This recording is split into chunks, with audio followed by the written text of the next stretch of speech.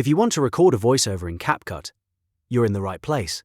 In this video, I'll show you exactly how to do a CapCut voiceover step by step, so you can add narration, explain your edits, or make your videos feel more polished and professional. This is a super useful feature whether you're making tutorials, talking videos, reels, shorts, or any kind of content where your voice needs to be synced with your timeline. And if this tutorial helps you out, make sure to hit the like button and subscribe for more quick CapCut tips and editing guides. Now let's jump right in. First, open your project in CapCut. Make sure your timeline is loaded and you're working inside the correct edit, because the voiceover will be recorded directly into the project you have open. Next, move the playhead to the exact spot where you want the voiceover to begin. This is important because CapCut will place the recording starting from wherever your playhead is sitting on the timeline. So if you want the voiceover to start at the beginning of a clip, place it there. If you want it to begin halfway through, move it to that point before you record.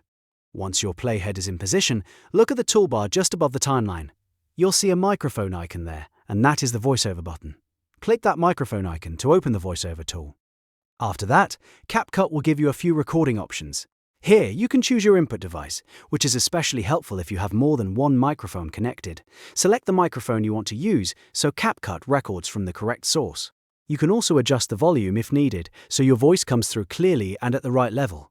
If you want cleaner audio, turn on echo reduction. This can help reduce room reflections and make your recording sound tighter and more professional. You can also enable enhanced voice if you want CapCut to improve the clarity of your narration. Once your settings are ready, take a moment to make sure everything looks right before recording. When you're ready, click the large red icon to start. After you click it, CapCut will show a 3-second timer, which gives you a brief moment to get ready before the recording actually begins. So use that time to prepare your first line and make sure you're speaking clearly. As soon as the countdown finishes, start talking naturally into your microphone. Keep an eye on your pacing and try to speak steadily so your voiceover stays easy to follow. When you're finished recording, simply click the red button again to stop. CapCut will then place the voiceover onto your timeline at the position where you started recording.